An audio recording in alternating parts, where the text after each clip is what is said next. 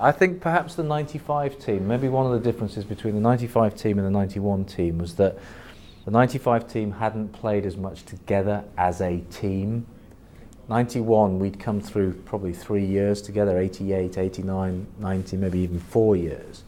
95 had sort of had the change started around sort of 93, 94 when Jack came in, and perhaps the group hadn't spent as much time and hadn't gone through as many experiences together as the 91 team had. You know, we didn't play particularly well in the group. We had fairly stodgy games against Argentina and Italy, which you can have stodgy games against Argentina and Italy sometimes. That doesn't always run that smoothly. I suppose the other thing, we probably had our eye on the Australia game from quite early on, because Australia lost to South Africa in the group, so we knew that if we got through the group, which we should get through that group, you know, we're heading towards an Australia rematch. Like players always talk about, oh, it's not about revenge, it's about this game, it's about the moment now, and it's complete rubbish. Of course it's about revenge, it's about, you know, they beat us in the World Cup final out here, and a lot of the players were still there. Did we want to put them on the plane early? Send them home to Australia? Of course we did.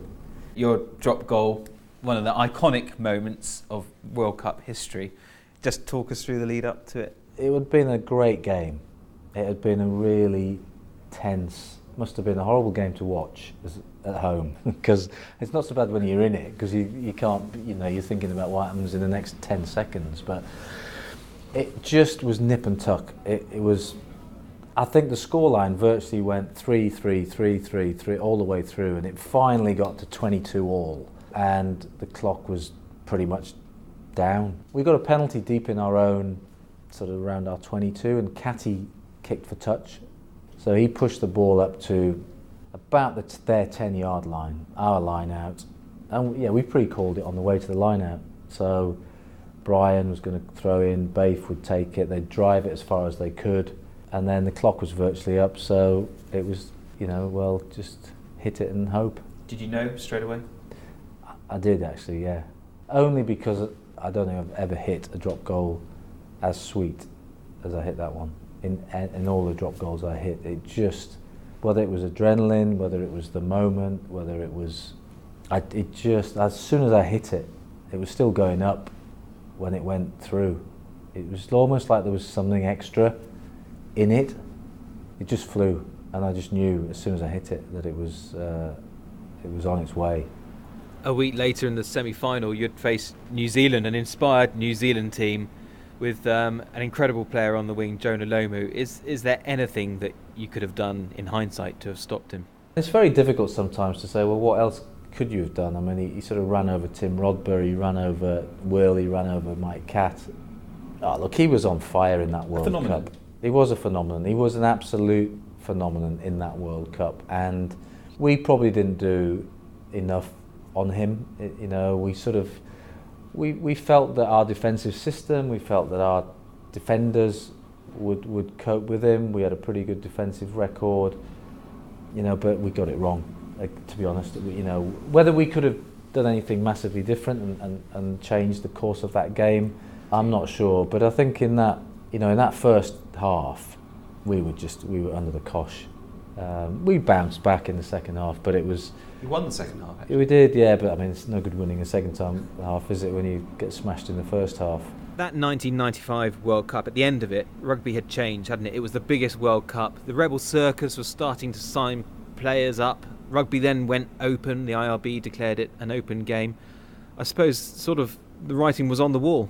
I think that the key question is, was the game going to go professional? Answer, yes. You talk to the young players now, they love what they're doing, it's all they know. They can't comprehend what I'm talking about when I'm talking about working and training in the evenings and then coming to meet up with England. You're just in a completely... It's really funny, because in one way you're in a completely different world, and in another way we're trying to hold on to the same values and the same world. And I think that's the biggest challenge we've got in the game. And I think we make mistakes, players make mistakes, administrators make mistakes. But I think overall we're doing a really good job of the transition from amateur values and the amateur game to the professional game. And I think that's one of the biggest challenges. If we can keep good young people playing the game, and players are role models, absolutely. People say, "Oh, why should they be role models? Does it really matter?" Well, it actually does matter, and they are role models to the young players. And when they make silly mistakes, as some of our players have done in the last 12 months, it does matter, and it does affect young players and the media and the supporters, particularly with the media interest. The media, it's not going to go away. There's a price that you pay. There wasn't the media interest when we were playing. That was just a different world. There is now. And there is a price that the player has to pay if he wants to be at this level. But I think if we can hang on to the real core values of the game that really aren't any different now. The group of young English players that have just been in South Africa, their values are just the same as, you can go back over the years. And if we can hold on to that, so they stay in touch with the supporter and the partners, and then I think we've done a really good job. You've been a player, you were a coach, Newcastle, now an administrator. What was the hardest challenge out of those three?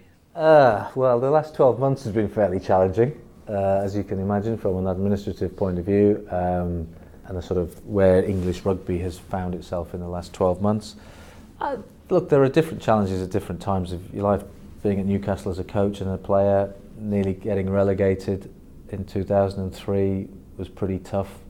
Being in an England team as a player when it's not going well, I think what you learn, you become resilient around all sorts of different things. I think you've got to be adaptable, and you've got to keep changing. Things are changing very quickly. I mean, I think the sport is changing probably now at a faster rate than it's ever changed, and I think that brings enormous challenges for everybody. Players, coaches. Players are coming through much younger, much faster. The 15-a-side game, the financial challenges around the world are always there. You throw in the sevens piece, which is just exploding, literally exploding in front of our eyes, men's and women's. We've got professional women's sevens teams now in the world. Netherlands, Canada, China, USA, Ireland are going down that road. I think the game is in a fantastic place. I mean, I really do, despite problems we had last year, and you get things wrong, you make mistakes, things go wrong and you have problems. We didn't help ourselves, we shot ourselves in the foot in lots of areas. But the game around the world is in a fantastic place.